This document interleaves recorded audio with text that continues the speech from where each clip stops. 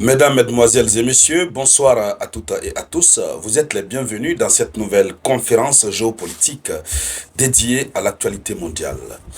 À la une de l'actualité internationale, la France vient de se foutre réellement du Niger. Oui, il n'y a pas une foutaise qui dépasse ça. Il n'y a pas de foutaise qui puisse dépasser ce que la France vient de faire à l'endroit du Niger. La France vient d'accuser frontalement le Niger de voler son propre uranium. C'est comme ça qu'il faut le dire. Une accusation frontale d'un pays souverain de détourner ses propres biens. Vous ne pouvez pas imaginer combien de fois c'est frustrant, combien de fois c'est sidérant. La France, qui n'arrive plus à supporter la rupture du contrat de l'exploitation de l'uranium, la France a décidé d'engager une bataille juridique, judiciaire et médiatique bien coordonnée qui vise à faire en sorte que l'Union européenne soit ralliée à sa cause contre le Niger. La situation est très grave. Dans le cadre de cette conférence géopolitique dédiée à l'actualité mondiale, c'est de cette actualité que nous allons parler. Et puis, avant de continuer, je voudrais un maximum de partage, s'il vous plaît. Un maximum de partage. Nous parlons d'une foutaise inédite, intolérable et impardonnable. Et vous comprendrez, dans le cadre de cette conférence, le modus operandi, le mode opératoire réel de l'ancien colonisateur. Comment est-ce qu'il fonctionne? Comment ces gens-là fonctionnent? Comment ils ont toujours fonctionné pour détourner nos biens sur notre propre raison? Ils font retourner la situation, ils inversent la situation contre nous-mêmes.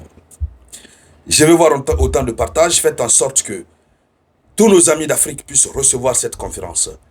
Partagez dans les inbox, partagez sur WhatsApp, sur Telegram, un peu partout. L'heure est très très grave. Alors,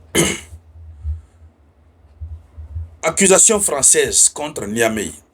Paris insinue un vol d'uranium pour défendre Orano. Orano, c'est cette société française qui, en réalité, exploitait l'uranium du Niger. Mais depuis l'arrivée du général, du camarade président Abdourahmane Tiani, avec l'esprit souverainiste, ils ont décidé de chasser la France, de retirer beaucoup de contrats à la France, mais surtout de faire en sorte que l'exploitation abusive de l'uranium du Niger revienne carrément, totalement et définitivement au Niger. Ils ont donc retiré le contrat à la société française qu'on appelle Orano. Nous avons fait plusieurs vidéoconférences là-dessus ici. Vous le savez très bien. La France n'est donc pas contente. Elle n'est pas contente.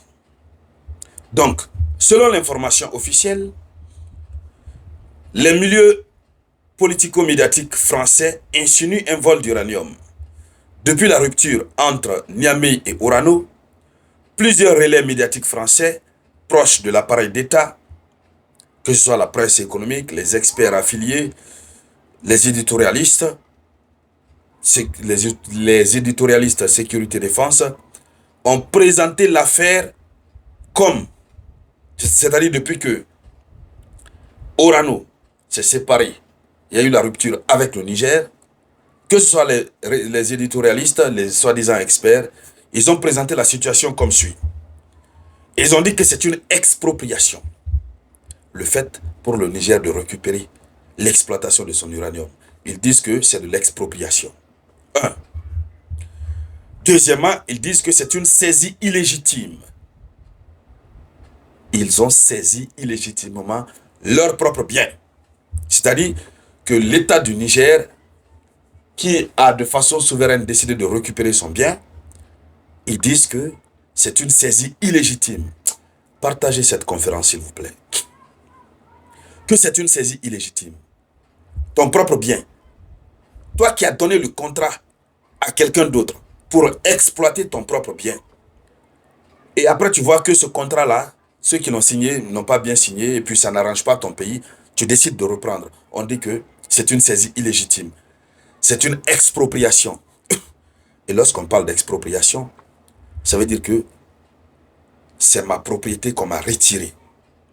Autrement dit, la France a toujours considéré naturellement le minerai, l'uranium nigérien comme étant sa propriété. Mais ça fait très mal. Partagez cette conférence. Je suis de retour. Nous sommes là. Ça fait tellement mal que vous ne pouvez pas imaginer que la France considère l'uranium du Niger comme étant sa propriété. Et parce que le Niger a décidé de rompre son contrat avec la France dit qu'on l'a exproprié. Ouais. S'il y a une foutaise qui dépasse ça, je n'en connais pas. Allons-y. Ils ont ensuite présenté la situation comme un vol de matériel et de minerais. Et Seigneur Jésus-Christ de Nazareth, je veux voir autant de partage, s'il vous plaît. Ils sont sur la bataille médiatique. Et c'est de ça qu'ils sont en train de parler. Faire croire au monde entier que le Niger a volé l'uranium de la France. L'uranium qui appartient au Niger. Alors, à nous aussi, notre tour, sur notre télé naturelle, qui est la tribune d'éveil des consciences, nous allons décortiquer, expliquer, donner les vraies informations et à vous aussi de partager au maximum. Puisque c'est la guerre de la communication. Eux, ils partent, ils surfent sur du faux et nous donnons la vraie information. C'est pourquoi il faut partager au maximum. Alors, la situation est présentée par la France comme un vol de matériel et de minerais. Vol de matériel et de minerais. Donc c'est le minerai de la France qui est volé par le Niger. Koutoubou, Seigneur. Mais ça fait mal. Donc c'est une rhétorique qui vise à faire croire que le Niger aurait confisqué une ressource appartenant à la France ou à Orano. Donc l'uranium qui se trouve sur la terre de nos ancêtres du Niger, là, la France estime que ça l'appartient. Et le fait qu'on lui a retiré le contrat, ils ont donc volé son minerai. Est-ce que vous comprenez? Vous comprenez comment le monde a toujours fonctionné? Ouvrez les yeux et voyez que la France considère les minerais dans les pays francophones, d'Afrique francophone, comme étant sa propriété. Ce qui fait que les contrats qui sont signés, c'est juste de la formalité. Et c'est la raison d'ailleurs pour laquelle la France agit souvent comme bon lui semble. Ça pagaille, ça pille, etc. Alors, et ce narratif a été repris dans les cercles diplomatiques français lors des briefings off. Des analystes parisiens dans les médias ont repris ce même narratif.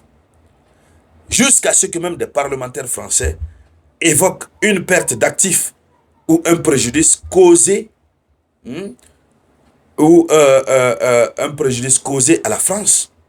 Donc, pour eux, c'est un préjudice qui a été causé à la France. Parce que des actifs français ont été volés par le Niger.